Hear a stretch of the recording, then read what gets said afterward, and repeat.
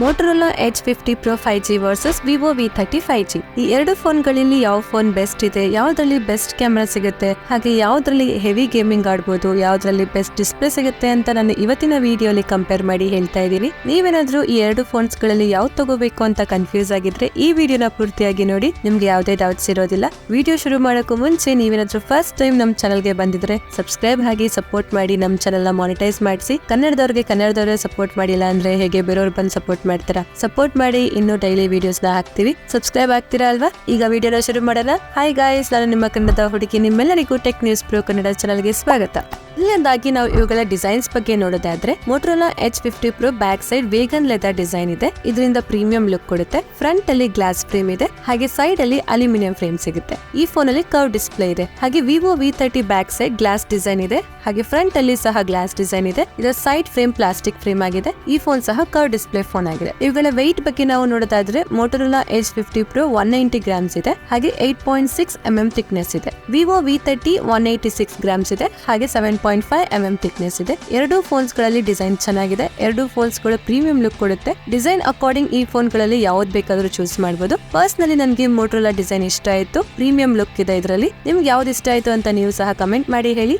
Next ನಾವು display quality ಬಗ್ಗೆ ಮಾತಾಡೋದಾದ್ರೆ, Motorola H50 Pro ಅಲ್ಲಿ 6.7 ಇಂಚ್ 1.5K ಕರ್ವ್ಡ್ ಪೋಲೆಡ್ ಡಿಸ್ಪ್ಲೇ ಕೊಟ್ಟಿರ್ತಾರೆ. 144 ಹರ್ಟ್ಸ್ ರಿಫ್ರೆಶ್ ರೇಟ್ ಇದೆ. ಹಾಗೆ ವಿವೋ V30 ಅಲ್ಲಿ 6.78 1.5K ಕರ್ವ್ಡ್ AMOLED ಡಿಸ್ಪ್ಲೇ ಕೊಟ್ಟಿದ್ದಾರೆ. ಹಾಗೆ ಅದರಲ್ಲಿ 120 ಹರ್ಟ್ಸ್ ರಿಫ್ರೆಶ್ ರೇಟ್ ಇದೆ. ಎರಡು ಫೋನ್ಸ್ ಗಳಲ್ಲಿ ಸ್ಮೂತ್ನೆಸ್ ಚೆನ್ನಾಗಿರುತ್ತೆ, ಆದ್ರೆ ಮೋಟೋರೋಲಾ ಅಲ್ಲಿ ಸ್ವಲ್ಪ ಜಾಸ್ತಿ ಸ್ಮೂತ್ನೆಸ್ ಸಿಗುತ್ತೆ. ಯಾಕೆ ಅಂತಂದ್ರೆ 144 ಹರ್ಟ್ಸ್ ರಿಫ್ರೆಶ್ ರೇಟ್ ಇದೆ. ಜಾಸ್ತಿ ಏನು ಡಿಫ್ರೆನ್ಸ್ ಇರೋದಿಲ್ಲ, ಜಸ್ಟ್ ಮೇಜರ್ ಡಿಫ್ರೆನ್ಸ್ ಇರುತ್ತೆ ಅಷ್ಟೇ. ಎರಡು ಫೋನ್ಸ್ ಅಲ್ಲಿ ಇನ್ ಡಿಸ್ಪ್ಲೇ ಫಿಂಗರ್ ಪ್ರಿಂಟ್ ಸ್ಕ್ಯಾನರ್ ಕೊಟ್ಟಿರ್ತಾರೆ.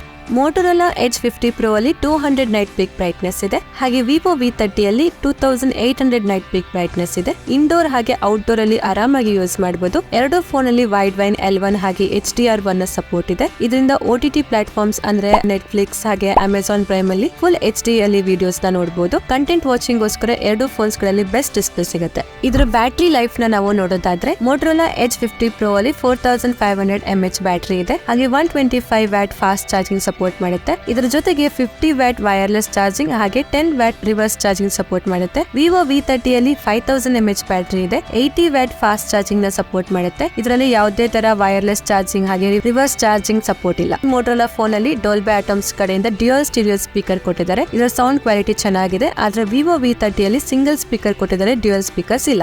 ಮೋಟೋರೋಲಾ H50 Pro ಅಲ್ಲಿ IP68 ವಾಟರ್ ರೆಸಿಸ್ಟೆನ್ಸ್ ಸಿಗುತ್ತೆ. ಹಾಗೆ NFC ಸಪೋರ್ಟ್ ಇದೆ. 3.5 mm IDH ಜಾಕ್ ಇಲ್ಲ. ಹಾಗೆ ವಿವೋ V30 ಅಲ್ಲಿ IP54 ವಾಟರ್ ರೆಸಿಸ್ಟೆನ್ಸ್ ಇದೆ. ಹಾಗೆ NFC ಸಪೋರ್ಟ್ ಇಲ್ಲ. 3.5 mm IDH ಜಾಕ್ ಇಲ್ಲ. ಹಾಗೆ ಮೋಟೋರೋಲಾ H50 Pro Android 14 ಅಲ್ಲಿ ಬರುತ್ತೆ. Hello AI ಅಲ್ಲಿ ವರ್ಕ್ ಮಾಡುತ್ತೆ. 3 years OS ಅಪ್ಡೇಟ್ ಹಾಗೆ 4 years ಸೆಕ್ಯೂರಿಟಿ ಅಪ್ಡೇಟ್ ಸಿಗುತ್ತೆ. ವಿವೋ V30 Android 14 ಅಲ್ಲಿ ಬರುತ್ತೆ. ಹಾಗೆ Fun Touch 14 ಅಲ್ಲಿ ವರ್ಕ್ ಮಾಡುತ್ತೆ. 3 years OS ಅಪ್ಡೇಟ್ ಹಾಗೆ 4 years ಸೆಕ್ಯೂರಿಟಿ ಅಪ್ಡೇಟ್ ಸಿಗುತ್ತೆ. ಇವುಗಳ ಕನೆಕ್ಟಿವಿಟಿ ಬಗ್ಗೆ ನಾವು ಮಾತಾಡೋದಾದ್ರೆ, ಎರಡು ಫೋನ್ಸ್ ಗಳಲ್ಲಿ 15 5G ಬ್ಯಾಂಡ್ಸ್ ಗಳು ಸಿಗುತ್ತೆ. ಎರಡು ಫೋನ್ಸ್ ಗಳಲ್ಲಿ ಕ್ವಾಲ್ಕಾಮ್ ಕಡೆಯಿಂದ Snapdragon 7 Gen 3 powerful 5G processor ಕೊಟ್ಟಿದ್ದಾರೆ. ಎರಡು ಫೋನ್ಸ್ ಅಲ್ಲಿ LPDDR4X RAM ಹಾಗೆ UFS 2.2 ಸ್ಟೋರೇಜ್ ಇದೆ. ಎರಡು ಫೋನ್ಸ್ ಗಳಲ್ಲಿ ಮಲ್ಟಿ ಟಾಸ್ಕ್ ಮಾಡಬಹುದು, ಹೆವಿ ಗೇಮಿಂಗ್ಸ್ ನ ಆಡಬಹುದು. ಗೇಮಿಂಗ್ ಗೋಸ್ಕರ ಎರಡು ಫೋನ್ ಬೆಸ್ಟ್ ಇದೆ. ಇವುಗಳ AnTuTu ಸ್ಕೋರ್ 8 lakh ಪ್ಲಸ್ ಇದೆ.